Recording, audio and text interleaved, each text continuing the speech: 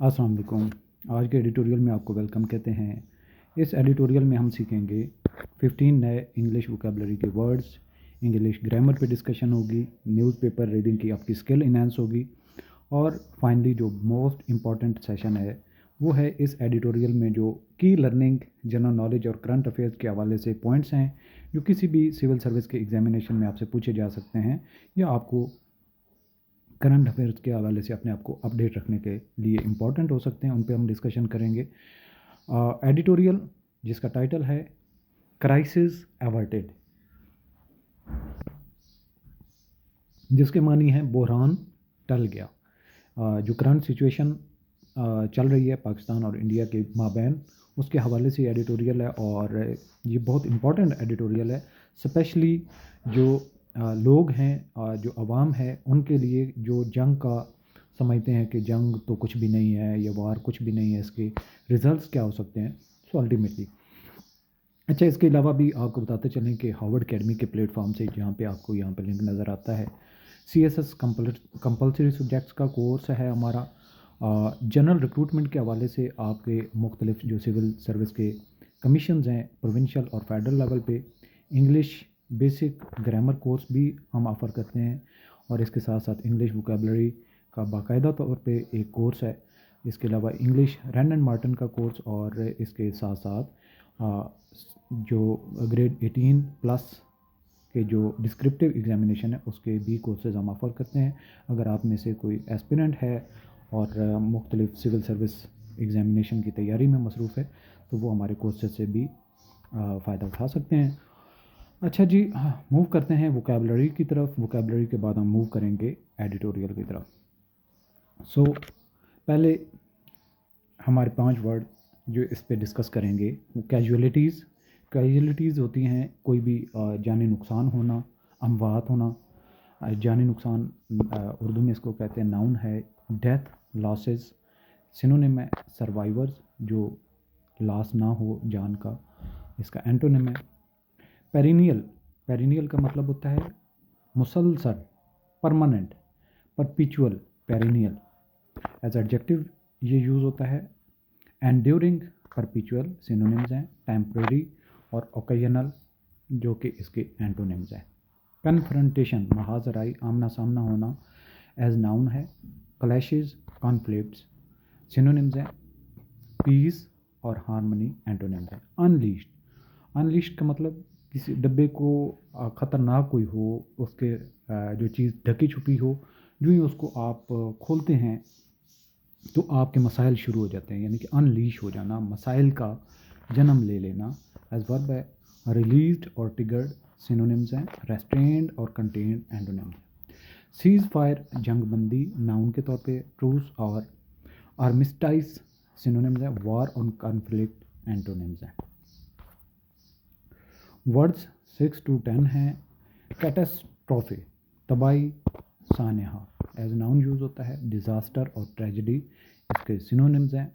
Success और blessing इसके antonym हैं। रेस्ट्रेंट जब्त करना, अपने आप को कंट्रोल में रखना, रोक के रखना, एज ए नाउन यूज़ होता है। कंट्रोल और मॉडरेशन सिनोनिम्स हैं। एक्सेस और इंडल्जेंस एंटोनिम्स हैं। कंसेशंस, रियायतें, नाउन के तौर पे इस्तेमाल हुआ है। कंप्रोमाइजेज और अलाउंसेस सिनोनिम्स हैं। डिमांड्स और रिफ्यूजल्स एंटोनिम्स हैं। मिस कैलकुलेशन, गलत अंदाज़ा लगाना, एज नाउन है। एरर्स, मिस्टेक, सिनोनिम्स हैं। एक्यूरेसी और एस्टिमेशन एंटोनिम्स हैं। ग्लीफुल, ग्लीफुल, आप इसको याद रखने के लिए ग्लैमर से लिंक कर सकते हैं। ग्लैमर भी खुशी होती है, सुकून होता है। ग्लीफुल, खुशी से भरपूर। सो ये एज एडजेक्टिव यूज़ हुआ है। जॉयस और डिलाइटेड सिनोनिम्स हैं। मिजरेबल और सारोफुल एंटोनिम्स हैं। नेक्स्ट वर्ड हैं 11 to 15। कैलेमिटी, कोई आफत आना, जैसे कोई सैलाब आता है या फिर ज़लज़ला आता है तो उसको हम कैलेमिटी कहते हैं, आफत, तबाही। नाउन है डिज़ास्टर और कैटास्ट्रॉफी, इसके सिनोनिम्स हैं, जबकि इसके एंटोनिम्स हैं फॉर्चून और मिराकल।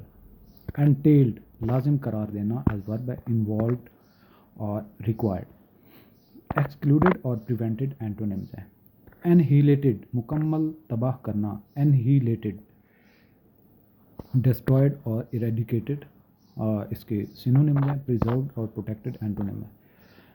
कैटाक्लिज्मिक तबाह कौन ज़बरदस्त, कैटाक्लिज्मिक कैटास्ट्रॉफी से है, कैटास्ट्रॉफी भी तबाही है, कैटाक्लिज्मिक यानी कि तबाह कौन ज़बरदस्त एडजेक्टिव, और डिज़ास्ट्रस और डिवास्टेटिंग इसके सिनोनिम्स हैं, हार्मलेस और बेनिफिशियल एंटोनिम है। Cease fire again repeated word है, जंगबंदी एज नाउन, ट्रूस आर्मिस्टाइस, वार और कन्फ्लिक्ट इसके एंटोनिम्स हैं।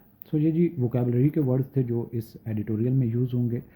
अब हम चलते हैं एडिटोरियल को रीड करते हैं, समझते हैं। क्राइसिस एवर्टेड यानी कि जो हालात की ख़राबी है उसको टल गए हैं, यानी कि जो मुश्किल हालात हैं उससे निकल गए हैं। अवर्टेड टल जाना, क्राइसिस मुश्किल हालात।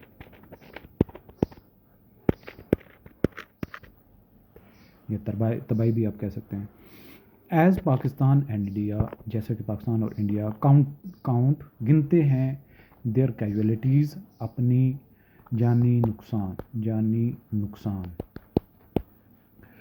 Tend to the wounded and grieve, tend to the यानी कि उनका झुकाव होता है, उनका झुकाव है, टू द वाउंडेड यानी कि जो ज़ख्मी हैं, एंड ग्रीव और गम, ग्रीव का मतलब गम, द फॉलन यानी जो गिरा है, द लीडरशिप्स जो रहनुमा हैं, जो लीड करने वाले हैं, ऑफ द टू नेशन दोनों अकवाम के, नेशन कौम और नेशन अकवाम, as well as their people और इसके साथ उनके लोग, मस्ट आस्क दैमसेल्फ उनको लाजमी तौर पर अपने आप से पूछना चाहिए, लाजमी जवाबदेह ठहराना चाहिए, दैमसेल्फ अपने आप को, वेदर आया के पेरिनियल यानी दायमी, देरपा परपिचुअल, कॉन्फ्लिक्ट ये झगड़ा, is in their individual interest क्या उनके ज़ाती मफादात में है। ये जो लोग हैं यानी कि जो उनकी लीडरशिप के साथ साथ उनके लोगों को भी अपने आप से सवाल करना चाहिए कि ये उनके ज़ाती मफाद में है। द मिलिट्री कन्फ्रंटेशन ये जो फ़ौजों का आमना सामना है, ये मुकाबला है बिटवीन द टू नेशंस दो अक़वाम के बीच में, लास्ट वीक पिछले हफ्ते, प्रोवाइडेड इसने मुहैया किया, जस्ट अ स्मॉल ग्लिम्स का मतलब होता है झलक। सो ये एक ने छोटी सी झलक दिखाई है, इनटू डिस्ट्रक्शन, इनटू के बीच में यानी कि अंदर की जो तबाही है, तबाही के बारे में एक इसने दिखाई, दैट कैन बी प्रोवाइडेड जो दैट कैन बी अनलीस्ड जो कि खोली जा सकती है, ये शुरू हो सकती है ऑन बोथ साइड दोनों अतराफ में ऑफ द बॉर्डर यानी कि इस बॉर्डर के इंडिया और पाकिस्तान के, इन द इवेंट ऑफ इस वाक़े की सूरत में, of an all out war यानी कि of an all out war, all out का मतलब शुरू हो जाना, एंड वार मुकम्मल तौर पर जंग की सूरत में। दी अमेरिकन प्रेसिडेंट अमेरिकन सदर, हु ब्रोकर्ड जिसने सालसी की या बीच में आया, सीज़ फायर और जंग को रुकवाया, बिटवीन द टू इन दोनों के बीच में, हैज़ रिमार्क्ड उसने इशारा किया है या उसने बयान दिया है, दैट हिज एडमिनिस्ट्रेशन की उसकी हुकूमत हेल्प मदद की, प्रिवेंट अ न्यूक्लियर एक्सचेंज जो न्यूक्लियर वार है यानी कि एक्सचेंज है, आपस में न्यूक्लियर वार हो सकती थी, इफ़ हॉस्टैलिटीज़ हैड रीच्ड अगर ये झड़पें, ये जंगें, ये हमले रीच पहुंच जाते, दैट पॉइंट उस नुक्ता तक, हॉस्टैलिटीज़ झड़पें, द लीडरशिप ऑफ इंडिया जो रहनुमा हैं इंडिया के एंड पाकिस्तान और पाकिस्तान के, वुड हैव फेल्ड वो नाकाम हो जाते, देयर मोस्ट फंडामेंटल ड्यूटी जो उनकी बहुत बुनियादी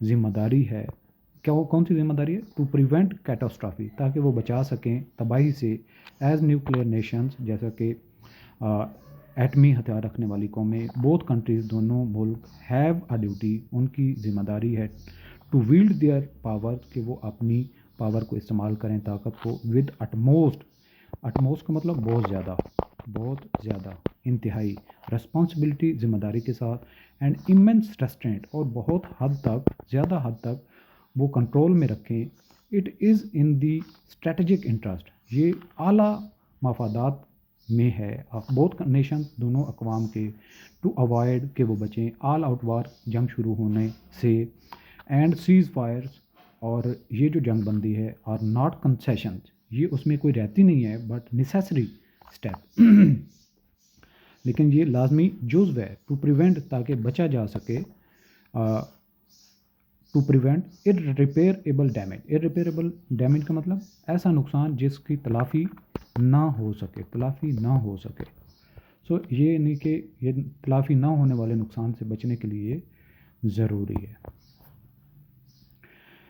the Indian governments decision, India की जो गवर्नमेंट का फ़ैसला है, द इंडियन गवर्नमेंट्स डिसीजन, फ़ैसला, टू एस्कालेट, के बढ़ावा देना हॉस्टिलिटीज़, हमलों को, बाय स्ट्राइकिंग, हमला करने से, मेन लैंड पाकिस्तान, पाकिस्तान के अंदर में, वाज डेंजरसली, बहुत ख़तरनाक हद तक, प्रोवोकेटिव था, यानी कि ये इश्ताल अंगेज़ था, इश्ताल अंगेज़ था, प्रोवोकेटिव का मतलब इश्ताल अंगेज़, एंड मस्ट बी सीन, और उसको ज़रूर देखा जाना चाहिए, एज ग्रेव मिस कैलकुलेशन, इंतहाई गलत अंदाज़ा, मैटर्स वर नॉट हेल्प, मामलात की मदद नहीं हो सकती थी, बाई ग्लीफुल चीयर लीडिंग, तो ग्लीफुल यानी कि खुशी से भरपूर, चीयर लीडिंग यानी कि खुशी का एक समा होना, फॉर एनसुइंग वायलेंस, यानी कि जो बढ़ती हुई ये जो कशीदगी है, बाय द मीडिया, जो मीडिया बढ़ा रहा था, ऑन बोथ साइड, दोनों अतराफ़ में, ऑफ द बॉर्डर, बॉर्डर के, यानी कि इसमें कोई भी स्पेयर नहीं है, बॉर्डर के दोनों अतराफ़ में जो मीडिया काम कर रहा था उसकी तरफ इशारा है।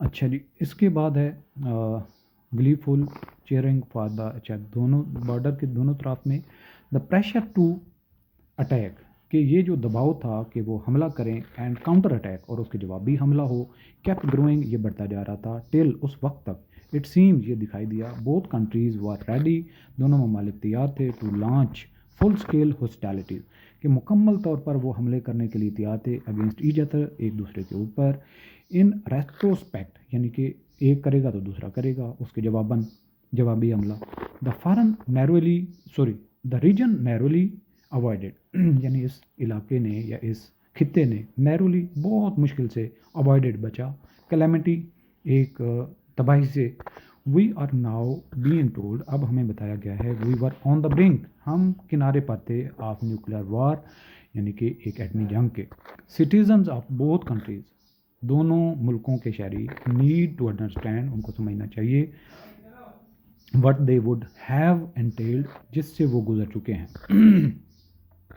Should nuclear weapons ever be use, क्या एटमी हथियार इस्तेमाल होने चाहिए, the consequences would be catastrophic, और इनके जो नताइज होंगे वो बहुत तबाहकुन होंगे, बियॉन्ड इमेजिनेशन, जिसका तसव्वुर भी नहीं किया जा सकता, फॉर ऑल दोज, तमाम उनके लिए, हु सर्वाइव, जो ज़िंदा रह जाएंगे, the fall out will guarantee a life of unimaginable misery, यानी कि ये जो एक, अगर उस तबाही के बाद अगर कोई ज़िंदा बच जाता है तो उसकी ज़िंदगी जो है वो बहुत बदहाल हो जाएगी।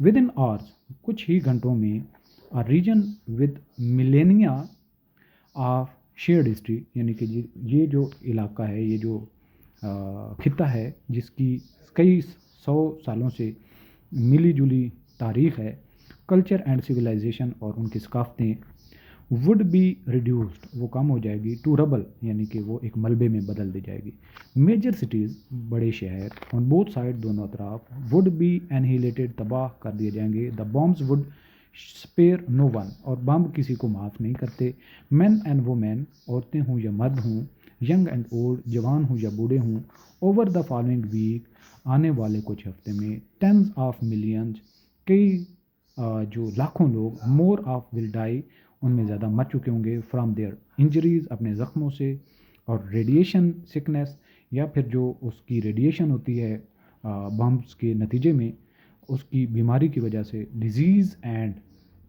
बीमारियां, और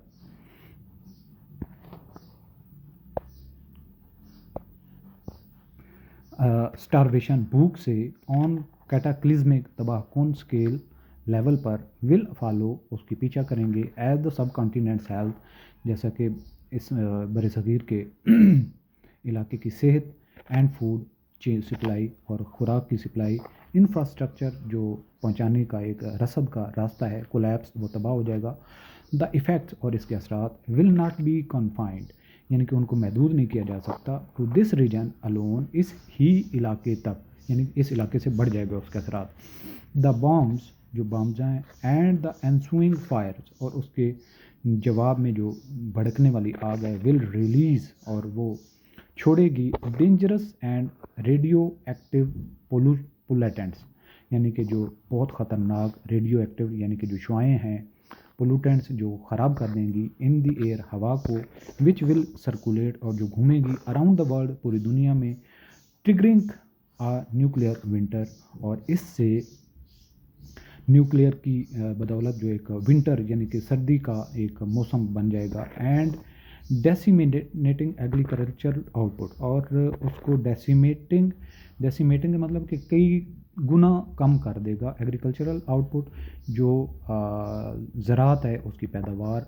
billions more would be at risk of famine, और कई जो बिलियंस यानी कि कई सारे जो बिलियंस में लोग जो हैं वो कहत का शिकार हो जाएंगे। The issues between the two countries, और जो इन दो मुल्कों के दरमियान में जो मसाइल हैं, सीम मैनेजेबल, वो दिखाई देते हैं कि उनको मैनेज किया जा सकता है। इन कंपैरिजन, अगर उसका मवाजना किया जाए, परहैप्स, शायद, इट इज़ वाइज़र, ये बहुत अक्लमंदी की बात होगी, एंड सिंपलर, और सादा है, टू वर्क ऑन दैम, उन पर काम किया जाए, दैन टू रिस्क, बजाय इसके कि ख़तरा मोल लिया जाए, the end of the world, कि दुनिया को ख़त्म कर दिया जाए।